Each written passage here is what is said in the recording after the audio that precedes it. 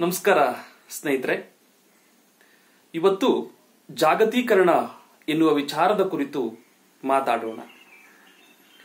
ಜಾಗತೀಕರಣ ಎನ್ನುವ ಭಾಗದಲ್ಲಿ ಕನ್ನಡ ಸಾಹಿತ್ಯದ 2 ಕಥೆಗಳನ್ನು ಮತ್ತು 2 ಕಾವ್ಯ ಭಾಗವನ್ನ ಇಲ್ಲಿ ಉದಾಹರಣೆಯಾಗಿ ನೀಡಿದ್ದಾರೆ. ಈ 2 ಕಥೆಗಳು ಮತ್ತು ಕವಿತೆಗಳ ಮೂಲಕ ಜಾಗತೀಕರಣ ಎನ್ನುವ ಒಂದು ಪ್ರಕ್ರಿಯೆ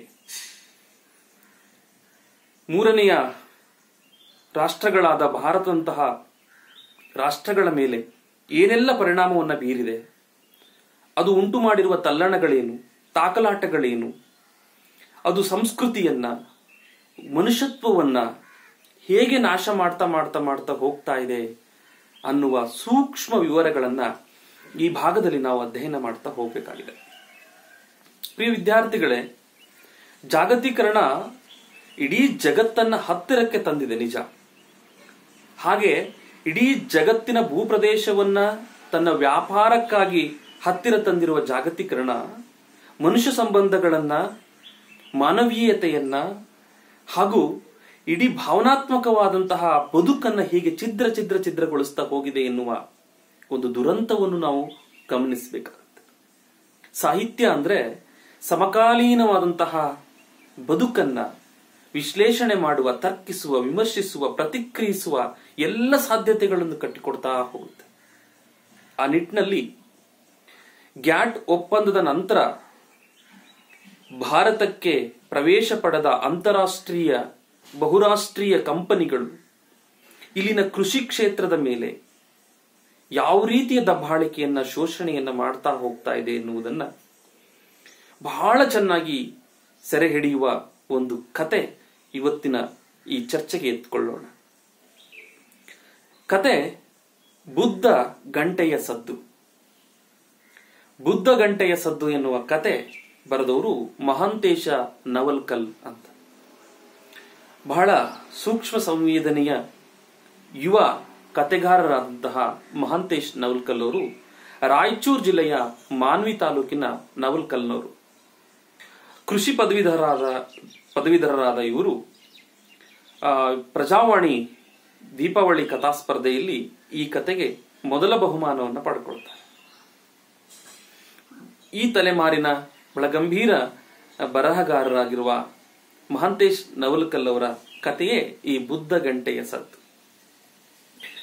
ಏನಿದೆ ಈ ಕತೆ ಒಳಗಡೆ? ಕತೆಗಾರ ಏನನ್ನ ಹೇಳಲಿಕ್ಕೆ ಈ ಕಥೆಯಲ್ಲಿ ಪ್ರಯತ್ನಿಸ್ತಾ ಇದ್ದಾನೆ ಅನ್ನುವುದನ್ನ ಸಂಕ್ಷಿಪ್ತವಾಗಿ ನಾವು ನೋಡ್ಕೊಂಡು ಬರೋಣ. ಬುದ್ಧ ಗಂಟೆಯ ಸದ್ದು, ಆ ಶೀರ್ಷಿಕೆ ಗಮನಿಸಿ ನೀವು. ಬುದ್ಧ ಅನ್ನುವನು ನಮ್ಮೊಳಗಡೆ ಇರತಕ್ಕಂಥ ಒಂದು ಸಾಕ್ಷಿ ಪ್ರಜ್ಞೆ. ಈ ಬುದ್ಧನ ದೇಗುಲದಲ್ಲಿ ಆಗಾಗ ಮೊಳಗುವ ಗಂಟೆ ನಮ್ಮೊಳಗೆ ಸತ್ತಂತಿರುವ ಮನುಷ್ಯತ್ವದ ಪ್ರಜ್ಞೆಯನ್ನು ಎಚ್ಚರಿಸುವ ಕರಗಂಟೆ. ಈ ಸೂಕ್ಷ್ಮತೆ ಒಬ್ಬ ಕತೆಗಾರನಿಗೆ ಕಾಣ್ತಾ ಹೋಗುತ್ತೆ. ಇಲ್ಲಿ ಬರುವ ಕಥಾನಾಯಕ ಒಂದು ವ್ಯಾಪಾರಿ ಕಂಪನಿಯ ಪ್ರತಿನಿಧಿ. ಅನೇಕ ಬಹುರಾಷ್ಟ್ರೀಯ ಕಂಪನಿಗಳ ನಡುವಿನ ಬಹಳ ದೊಡ್ಡ ಪೈಪೋಟಿಯಲ್ಲಿ ಇಲ್ಲಿ ಬರುವ ಕತೆಗಾರ ಒಂದು ಕಂಪನಿಯನ್ನ ಪ್ರತಿನಿಧಿಸುವವನು, ಅದರ ಪ್ರತಿನಿಧಿ, ಏಜೆಂಟ್, ವ್ಯಾಪಾರಿ. ಇವನು ಯಾವ ಕಂಪನಿಯ ಏಜೆಂಟ್ ಅಂದ್ರೆ ರೈತರಿಗೆ ಕ್ರಿಮಿನಾಶಕಗಳನ್ನ, ರಸಗೊಬ್ಬರಗಳನ್ನ ಸರಬರಾಜು ಮಾಡತಕ್ಕಂತ ಒಂದು ಫರ್ಟಿಲೈಸರ್ ಕಂಪನಿಯ ಒಬ್ಬ ಪ್ರತಿನಿಧಿ. ಭಾರತದ ರೈತರಿಗೆ ಈ ವಿದೇಶಿಯ ರಸಗೊಬ್ಬರ ಮತ್ತು ಕ್ರಿಮಿನಾಶಕಗಳನ್ನ ಬಳಸುವಂತೆ ಉತ್ತೇಜನಗೊಳಿಸಿ ಅವರನ್ನ ಕನ್ವೆ ಮಾಡಿ ಹೆಚ್ಚು ಹೆಚ್ಚು ವ್ಯಾಪಾರ ಮಾಡಿದ ಫಲವಾಗಿ ಈ ವ್ಯಕ್ತಿಗೆ, ಈ ಕಥಾ ನಾಯಕನಿಗೆ ಆ ಕಂಪನಿ ಏನ್ ಮಾಡಿದೆ ಅಂದ್ರೆ ಕಾರನ್ನ ಬಹುಮಾನವಾಗಿ ಕೊಟ್ಟು ಈ ವರ್ಷದ ಇಷ್ಟು ದೊಡ್ಡ ವ್ಯಾಪಾರವನ್ನ ಮಾಡಿರೋದಕ್ಕೋಸ್ಕರ ಅವನನ್ನ ಮತ್ತೆ ಪ್ರೋತ್ಸಾಹಿಸ್ಲಿಕ್ಕಾಗಿ ವಿದೇಶಿ ಪ್ರಯಾಣವನ್ನ ಉಚಿತವಾಗಿ ಕಂಪನಿಯೇ ಅವನಿಗೆ ವ್ಯವಸ್ಥೆ ಮಾಡಿ ಕೊಟ್ಟಿದೆ.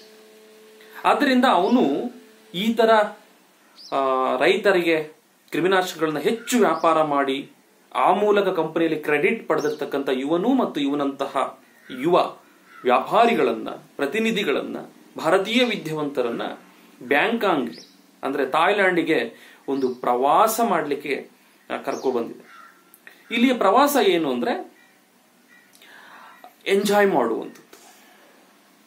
ಅಲ್ಲಿರ್ತಕ್ಕಂಥ ಥಾಯ್ಲ್ಯಾಂಡಿನ ವೇಶ್ಯರೊಂದಿಗೆ ಆರಾಮಾಗಿ ಬಾಡಿ ಮಸಾಜ್ ಈ ರೀತಿಯ ನಾನಾ ವಿನೋದವಾದಂಥ ಕ್ರಿಯೆಗಳಲ್ಲಿ ಸಂತೋಷವನ್ನು ಪಡ್ತಾ ಒಂದಿಷ್ಟು ದಿನಗಳು ಥಾಯ್ಲ್ಯಾಂಡಿನ ಸುಂದರವಾದ ಪ್ರಕೃತಿಯಲ್ಲಿ ಹಾಗೂ ಸುಂದರವಾದಂತಹ ಹೆಣ್ಣುಗಳ ಸಹವಾಸದಲ್ಲಿ ಬದುಕನ್ನ ಎಂಜಾಯ್ ಮಾಡಿಕೊಂಡು ಹೋಗುವಂತ ಒಂದು ಯೋಜನೆ ಇದು. ಪ್ರತಿ ವರ್ಷ ಪ್ರತಿ ಕಂಪನಿಗಳು ಬೇರೆ ಬೇರೆ ಪ್ರದೇಶಗಳಲ್ಲಿ ಈ ತರದ ಕೆಲಸವನ್ನು ಮಾಡ್ತಾ ಬರುತ್ತೆ.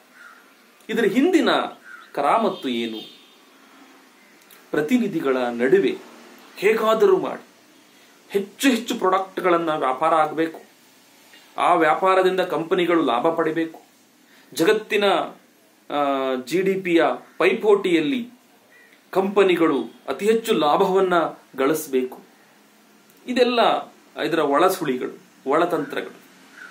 ಹೀಗೆ ಈ ಕಥಾನಾಯಕ ತನ್ನ ದೇಶದ ರೈತರಿಗೆ ಬಹುರಾಷ್ಟ್ರೀಯ ಕಂಪನಿಯ ಔಷಧಿಯನ್ನ ಅತಿ ಹೆಚ್ಚು ವ್ಯಾಪಾರ ಮಾಡಿ ಅದಕ್ಕೆ ಕ್ರೆಡಿಟ್ ಅನ್ನ ಪಡ್ಕೊಂಡು ಅವನು ಥಾಯ್ಲ್ಯಾಂಡಿಗೆ ಬ್ಯಾಂಕಾಂಗ್ ನಗರದಲ್ಲಿ ತನ್ನ ಎಂಜಾಯ್ ಇಂಥ ಏನು ಸಂತೋಷದ ದಿನಗಳನ್ನು ಕಳೆಯಲಿಕ್ಕೆ ಬಂದಿದ್ದಾನೆ.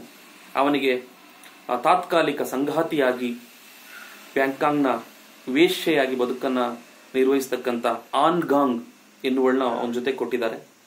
ಅವಳು ಅವನನ್ನ ಎಷ್ಟು ಸಾಧ್ಯವೋ ಅಷ್ಟು ಸಂತೋಷ ಪಡಿಸಲಿಕ್ಕೆ ಆಕೆ ಪ್ರಯತ್ನ ಮಾಡ್ತಾ ಹೋಗ್ತಾಳೆ. ಹಾಗೆ ಸಂತೋಷವನ್ನ ಅನುಭವಿಸುವ ಸಾಧ್ಯತೆ ಈ ನಾಯಕನಿಗೆ, ಈ ಕಥಾ ವ್ಯಕ್ತಿಗೆ, ಈ ಪ್ರತಿನಿಧಿಗೆ ಸಾಧ್ಯ ಆಗಲ್ಲ.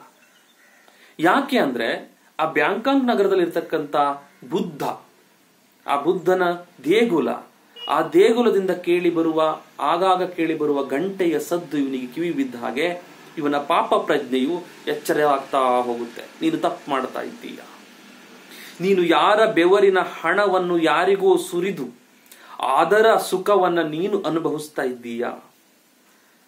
ರೈತರಿಗೆ ಮೋಸ ಮಾಡಿ ಕೊಳ್ಳುಭಾಗ ಸಂಸ್ಕೃತಿಯನ್ನು ಸೃಷ್ಟಿಸಿ ಅನಾವಶ್ಯಕವಾಗಿ ಅವಶ್ಯಕತೆ ಇಲ್ಲದೆ ಇದ್ರೂ ರೈತರಿಗೆ ಕ್ರಿಮಿನಾಶಕಗಳನ್ನ, ಗೊಬ್ಬರಗಳನ್ನ ಹಾಕಿಸಿ ಅಲ್ಲಿಯ ಭೂಮಿಯನ್ನು, ರೈತರ ಆರೋಗ್ಯವನ್ನು, ಅವರ ಹಣದ ಸಂಪತ್ತನ್ನು, ಅವರನ್ನ ಸಾಲಗಾರರನ್ನಾಗಿ ಮಾಡಿ ಹೀಗೆ ಎಲ್ಲವನ್ನೂ ನಾಶ ಮಾಡಿ ನೀನಿಲ್ಲಿ ಸುಖ ಪಡ್ಲಿಕ್ಕೆ ಬಂದಿದ್ದೀಯಾ ಅಂತ ಅಲ್ಲಿ ಕೇಳಿ ಬರುವ ಗಂಟೆಯ ಸದ್ದು ಇವನಿಗೆ ಪಾಪ ಪ್ರಜ್ಞೆಯನ್ನ ಎಚ್ಚರಿಸುವಂತೆ ಭಾಸವಾಗುತ್ತೆ. ಹಾಗಾಗಿ ಈ ತರದ ಎಚ್ಚರದ ಪ್ರಜ್ಞೆ ಬಂದಾಗ ಇವನಿಗೆ ಅಲ್ಲಿ ಸಂತೋಷ ಪಡಲಿಕ್ಕೆ ಮನಸ್ಸಾಗಲ್ಲ, ಖಿನ್ನತೆ ಆವರಿಸುತ್ತೆ ಮನಸ್ಸನ್ನ. ಆ ಆನ್ಗಾಂಗ್ ಎನ್ನುವ ಆ ಥಾಯ್ಲ್ಯಾಂಡಿನ ವೇಶ್ಯೆ ಜೊತೆ ಇವನು ಮಾತಾಡ್ತಾ ಹೋದಾಗ ಅವಳು ಹೇಳ್ತಾಳೆ, ಪ್ರತಿ ವರ್ಷ ನಮಗೆ ಮಾರ್ಚ್ ಎಂಡಿಗೆ ಅಂದ್ರೆ ಹಣಕಾಸು ವ್ಯವಹಾರವನ್ನ ಮುಕ್ತಾಯಗೊಳಿಸುವ ಆರ್ಥಿಕ ವರ್ಷದ ಕೊನೆಗೆ ನಮಗೆ ಸುಗ್ಗಿ, ನಮ್ಮಂತ ವೇಶ್ಯರಿಗೆ ಬಹಳ ಒಂದು ಒಳ್ಳೆಯ ಉತ್ಪಾದನೆ ಆಗುವ ಟೈಮ್ ಅದು. ಯಾಕೆಂದ್ರೆ ಅಲ್ಲಿಗೆ ನಿಮ್ಮ ಭಾರತೀಯರು ಇಲ್ಲಿ ಆ ಸಂತೋಷ ಮೋಜುಕೂಟಕ್ಕಾಗಿ ನಮ್ಮಲ್ಲಿಗೆ ಬರ್ತಾರೆ. ನೀವು ಕೊಡುವ ಹಣದಿಂದ ನಾವು ನಮ್ಮ ಬದುಕನ್ನ ಕಟ್ಟಿಕೊಂಡಿದ್ದೀವಿ. ಮತ್ತೆ ಥಾಯ್ಲ್ಯಾಂಡ್ನಲ್ಲಿ ಈ ವೇಶ್ಯವಾಟಿಕೆ ಕೂಡ ಕಾನೂನಿನಲ್ಲಿ ಅಧಿಕೃತಗೊಳಿಸಿದ್ದಾರೆ. ಹಾಗಾಗಿ ಆ ವೇಶ್ಯೆ ಹೇಳ್ತಾಳೆ, ಎಷ್ಟು ಆ ವೇಶ್ಯಲಿರ್ತಕ್ಕಂಥ ಒಂದು ಪ್ರಾಮಾಣಿಕತೆ ಮತ್ತು ಅವಳ ಬದುಕಿನ ಕ್ರಮ ಎಷ್ಟು ಎಚ್ಚರಿಕೆ ಆಗುತ್ತೆ ಈ ಪ್ರತಿನಿಧಿಗೆ ಅಂದ್ರೆ ಅವಳು ಹೇಳ್ತಾಳೆ, ನನಗೆ ಬರುವ ಈ ವೇಶ್ಯಗಾರಿಕೆಯಿಂದ ದೇಹ ಮಾರಿಕೊಂಡ ಬಾಬ್ತು ನನಗೆ ಬರುವ ಹಣದಿಂದ 20% ಟ್ಯಾಕ್ಸ್ ಅನ್ನ, ತೆರಿಗೆಯನ್ನ ನಾನು ಸರ್ಕಾರಕ್ಕೆ ಕಟ್ತೀನಿ. ಇನ್ನು 10% ನನ್ನ ದುಡಿಮೆಯ ಪಾಲನ್ನ ನಾನು ಬಡ ಮಕ್ಕಳಿಗೆ ದಾನವನ್ನ ಕೊಡ್ತೀನಿ. ಇನ್ನು ಉಳಿದಿದ್ರಲ್ಲಿ ನನ್ನ ತಾಯಿ, ತಂಗಿ ಬದುಕನ್ನ ಹಾಗೂ ನನ್ನ ಬದುಕನ್ನ, ಕುಟುಂಬವನ್ನ ನಿರ್ವಹಿಸಿಕೊಂಡು ಹೋಗ್ತಾ ಇದ್ದೇನೆ. ಹಾಗಾಗಿ ನಮಗೆ ಈ ಕಂಪನಿಗಳು ಮತ್ತು ಭಾರತೀಯರು ನಮಗೆ ಅನ್ನದಾತು. ಹಾಗಾಗಿ ನಮಗೆ ಭಾರತದ ಮೇಲೆ ವಿಶೇಷವಾದ ಪ್ರೀತಿ ಇದೆ. ಜೊತೆಗೆ ಅದು ನಮ್ಮ ಗುರುವಾದ, ನಮ್ಮ ದೇವರಾದ, ನಮ್ಮ ಧಾರ್ಮಿಕ ಪಂಥದ ದ್ರಷ್ಟಾರನಾದಂತಹ ಬುದ್ಧನ ಕರ್ಮಭೂಮಿ. ನಿಮ್ಮ ಭಾರತ ಅಂದ್ರೆ ನಮಗೆ ತುಂಬಾ ಪ್ರೀತಿ ಆಗ್ಲಿಕ್ಕೆ ಅದು ಒಂದು ಕಾರಣ, ನೀವು ಬುದ್ಧನ ದೇಶದವರು. ಹೀಗೆ ಹೇಳಿದ ತಕ್ಷಣ ಇವನಿಗೆ ಇನ್ನೂ ಒಂದಿಷ್ಟು ಆತಂಕ ಶುರುವಾಗ್ಬಿಡುತ್ತೆ. ಆ ವೇಶ್ಯೆ ತನ್ನ ಬದುಕನ್ನು ಎಷ್ಟು ಪ್ರಾಮಾಣಿಕವಾಗಿ ಕಳೆಯುತ್ತಾ ತನ್ನ ದೇಶಕ್ಕೆ ತೆರಿಗೆ ಕೊಡುವ ಜೊತೆಗೆ ತನ್ನ ದೇಶದ ದುರ್ಬಲ ಜನರಿಗೆ ಅವಳು ಆರ್ಥಿಕವಾಗಿ ಸಹಾಯ ಮಾಡ್ತಾ ತನ್ನ ದೇಶದ ಜನರ ಬಗ್ಗೆ ಆಲೋಚನೆ ಮಾಡ್ತಾಳೆ ಮತ್ತು ಭಾರತವನ್ನ ಮತ್ತು ಭಾರತೀಯರನ್ನ ಬೌದ್ಧಿಕವಾದಂತಹ ನೆಲೆಯಲ್ಲಿ, ಆಧ್ಯಾತ್ಮದ ನೆಲೆಯಲ್ಲಿ ಆಕೆ ನೋಡ್ತಾಳೆ. ಆದ್ರೆ ನಾನು ಮಾಡಿ ಬಂದಿರೋದೇನು ನನ್ನ ತಾಯ್ನಾಡಿನಲ್ಲಿ. ನನ್ನ ದೇಶದ ರೈತರು ಪ್ರತಿ 2 ಗಂಟೆಗೊಬ್ರು ಆತ್ಮಹತ್ಯೆ ಮಾಡ್ಕೊಳ್ತಾ ಇದ್ದಾರೆ. ಸಾಲದ ಬಾಧೆಯಲ್ಲಿ ರೈತರು ಆತ್ಮಹತ್ಯೆ ಮಾಡ್ಕೊಳ್ತಾ ಇದ್ದಾರೆ. ಬೆಳೆದ ಬೆಳೆಗೆ ಬೆಲೆ ಇಲ್ಲ. ಆದರೆ ಅವರಿಗೆ ರಸಗೊಬ್ಬರ, ಕ್ರಿಮಿನಾಶಕವನ್ನು ಸುಮ್ಮನೆ ಬೇಡದಿದ್ದರೂ ಕೂಡ ಕ್ರಿಯೇಟ್ ಮಾಡಿ ಅವರನ್ನ ಸಾಲಗಾರರನ್ನಾಗಿ ಮಾಡಿರುವ ಕಂಪನಿಗಳು ಕೃಷಿ ಕ್ಷೇತ್ರದಲ್ಲಿ ಈ ಬಂಡವಾಳವನ್ನು ಹೂಡಿ ಕೋಟಿ ಕೋಟಿ ಹಣವನ್ನು ಗಳಿಸ್ಕೊಂಡು ಹೋಗ್ತಾ ಇದ್ದಾರೆ. ಅದು ನನ್ನಂತಹವರ ಮೂಲಕ ನನ್ನ ದೇಶದ ರೈತರಿಗೆ ಮೋಸವನ್ನ ಕಂಪನಿಗಳು ಎಷ್ಟು ಚೆನ್ನಾಗಿ ಮಾಡ್ತವೆ ಅನ್ನುವ ಎಚ್ಚರಿಕೆ ಅವನಿಗೆ ಅಲ್ಲಿ ಬರ್ತಾ ಹೋಗುತ್ತೆ. ಅಂದ್ರೆ ನಾನು ತುಂಬಾ ಸೇಲ್ ಮಾಡಿ ನನ್ನ ಜೊತೆಗಿರತಕ್ಕಂಥ ಎಲ್ಲರಿಗಿಂತ ನಾನು ಅಚೀವ್ ಮಾಡಿದ್ದೀನಿ. ಆ ಅಚೀವ್ನ ಪ್ರತಿಫಲವಾಗಿ ನನಗೆ ವಿದೇಶದ ಟೂರು ಮತ್ತು ಕಾರು ಸಿಕ್ಕಿದೆ ಎನ್ನುವ ಅಹಮ್ಮು ಮತ್ತು ಉತ್ಸಾಹ, ಆ ಅಂಗಗಳ ಪ್ರಾಮಾಣಿಕತೆ ಮತ್ತು ಆಗಾಗ ಬುದ್ಧ ದೇಗುಲದಿಂದ ಅಲ್ಲಿ ಕೇಳಿ ಬರುತ್ತಿರುವ ಗಂಟೆಯ ಸದ್ದಿನಿಂದ ಆತ ಖಿನ್ನನಾಗ್ತಾನೆ. ಬಹಳ ಅವನ ಬದುಕಿನ ಬಗ್ಗೆ ಅವನಿಗೆ ಹೇಸಿಗೆ ಆಗ್ತದೆ. ಯಾರೋದು ಲಾಭಕ್ಕಾಗಿ ಈ ರೀತಿ ನೈತಿಕತೆಯನ್ನ ಕಳ್ಕೊಂಡು ಬದುಕುವ, ಮೊರಾಲಿಟಿ ಇಲ್ಲದೆ ಬದುಕುವ ಬದುಕನ್ನ ಅವನಿಗೆ ಅವನಿಗೆ ತುಂಬಾ ಅಸಹ್ಯ ಅನಿಸ್ಬಿಡುತ್ತೆ. ಹಾಗಾಗಿ ಅವನು ಈ ತರದ ಅನೈತಿಕವಾದಂತಹ, ವ್ಯಾಪಾರೀಕರಣಗೊಳಿಸುವಂತಹ ಮೋಸದ ಈ ಜಾಲದಲ್ಲಿ ನಾನು ಒಂದು ಪಾತ್ರಧಾರಿಯಾಗಿ ಇರೋದು ಅದೆಷ್ಟು ಸರಿ ಅಂತ ಹೇಳಿ ಅವನಿಗೆ ಪಾಪ ಪ್ರಜ್ಞೆ ಕಾಡುತ್ತೆ. ಅದರಿಂದ ಆ ಕಂಪನಿಯನ್ನು ಬಿಟ್ಟು ಬರುವ ಒಂದು ನಿರ್ಧಾರಕ್ಕೆ ಅವನು ಬರ್ತಾನೆ. ಅಲ್ಲಿ ಆ ಕಂಪನಿಯ ಪ್ರಮೋಟ್ ಮಾಡ್ತಕ್ಕಂಥ ಮಾನವ ಸಂಪನ್ಮೂಲ ಅಧಿಕಾರಿ ಘನಶ್ಯಾಮ್ ಅನ್ನೋನಿಗೆ ಇದೇ ಕೆಲಸ. ಈ ತರದ ಯುವಕರನ್ನ ಹಿಡಿದು ಇವ್ರ ಮೂಲಕ ಹೆಚ್ಚು ವ್ಯಾಪಾರ ಮಾಡಿಸಿ ಕಂಪನಿಯನ್ನು ಉತ್ತೇಜನಗೊಳಿಸುವುದು ಅವನ ಗುರಿ. ಅವನು ನಿನಗೆ ಆಸೆ ತೋರಿಸ್ತಾನೆ. ಯಾಕೆ ಖಿನ್ನನಾಗಿದ್ದೀಯಾ ನೀನು? ಎಂಜಾಯ್ ಮಾಡು. ನೀನು ಎಂಥ ಸಾಧಕ ಗೊತ್ತಾ? ನೀನು ಬಹಳ ದೊಡ್ಡ ಸಾಧನೆ ಮಾಡಿದ್ದೀಯ. ನೀನು ಈ ಮುಂದಿನ ವರ್ಷ ಇದರ ದುಪ್ಪಟ್ಟು, ಇದರ 2 ಪಟ್ಟು 10 ಪಟ್ಟು ನೀನು ಕ್ರಿಮಿನಾಶಕಗಳನ್ನ, ರಸಗೊಬ್ಬರವನ್ನ ರೈತರಿಗೆ ಪ್ರಮೋಟ್ ಮಾಡಿದ್ರೆ ನಿನಗೆ ಮುಂದಿನ ಸರಿ ಟೂರ್ ಥಾಯ್ಲೆಂಡ್ ಅಲ್ಲ, ರಷ್ಯಾದ ಹುಡುಗಿಯರು ಈ ಥಾಯ್ಲೆಂಡ್ ಹುಡುಗಿಯರಿಗಿಂತ ಸಖತ್ತಾಗಿರ್ತಾರೆ. ನಿನಗೆ ತುಂಬಾ ಕಂಪನಿಯನ್ನು ಕೊಡ್ತಾರೆ. ಇನ್ನೂ ಹೆಚ್ಚಿನ ಅದ್ಭುತವಾದಂತಹ ನೀನು ಎಂಜಾಯ್ಮೆಂಟ್ ಮಾಡ್ಬೋದು. ಅದರಿಂದ ನಿನ್ನ ನೆಕ್ಸ್ಟ್ ಗುರಿ ಮುಂದಿನ ವರ್ಷದ ಆರ್ಥಿಕ ವರ್ಷದ ಒಳಗಡೆಯಾಗಿ ನೀನು ಇನ್ನೂ ಹೆಚ್ಚು ರೈತರಿಗೆ ಈ ಉತ್ಪನ್ನಗಳನ್ನು ವ್ಯಾಪಾರ ಮಾಡಬೇಕು ಅಂತ ಪ್ರೋತ್ಸಾಹಿಸ್ತಾನೆ. ಇವನಿಗೆ ಅವತ್ತು ಅನಿಸುತ್ತೆ ಇವನು ಬಹಳ ದೊಡ್ಡ ತಲೆ ಹಿಡ್ಕನಿದ್ದಂತೆ ಕಾಣ್ತಾನೆ. ಈ ಕಂಪನಿಯ ಮಧ್ಯಸ್ಥರು, ಈ ಬಂಡವಾಳಶಾಹಿಗಳು, ಅವರ ಪರವಾಗಿ ನಮಗೇನೋ ಉದ್ಯೋಗ, ನಾ ಏನೋ ಮಾಡ್ತಾ ಇದೀವಿ ಅಂತ ನನ್ನಂತ ಏಜೆಂಟ್ಗಳು, ಪ್ರತಿನಿಧಿಗಳು ಎಲ್ಲರೂ ಈ ದೇಶದ ರೈತರನ್ನ ಹೀರುವ ತಿಗಣೆಗಳಾಗಿ ಅವನಿಗೆ ಕಂಡು ಬರ್ತಾ ಹೋಗ್ತಾರೆ. ಹೀಗೆ ಪಶ್ಚಿಮದ ರಾಷ್ಟ್ರಗಳು, ಮುಂದುವರೆದ ರಾಷ್ಟ್ರಗಳು, ಭಾರತದಂತಹ, ಆಫ್ರಿಕಾ ಖಂಡದಂತಹ ಬಡ ರಾಷ್ಟ್ರಗಳನ್ನ ಹೇಗೆಲ್ಲ ಆರ್ಥಿಕವಾಗಿ ಶೋಷಣೆ ಮಾಡ್ತಾ ಇದ್ದಾವೆ. ಇಲ್ಲಿಯ ಸಂಪತ್ತುಗಳನ್ನು ನಾಶ ಮಾಡೋದ್ರ ಜೊತೆಗೆ ಇಲ್ಲಿಯ ಭೂಮಿಯನ್ನ, ಆರೋಗ್ಯವನ್ನ, ಮನುಷ್ಯತ್ವದ ಮನಸ್ಥಿತಿಯನ್ನ, ಸಂಸ್ಕೃತಿಯನ್ನ ವ್ಯಾಪಾರೀಕರಣಗೊಳಿಸಿ ಹೇಗೆ ಅಪಮೌಲ್ಯಗೊಳಿಸ್ತಾ ಇದ್ದಾವೆ ಎನ್ನುವುದು ಈ ಬುದ್ಧ ಗಂಟೆಯ ಸದ್ದು ಎನ್ನುವ ಕಥೆಯ ಮೂಲಕ ನೀವು ಅರ್ಥ ಮಾಡಿಕೊಳ್ಬೇಕಾಗಿದೆ.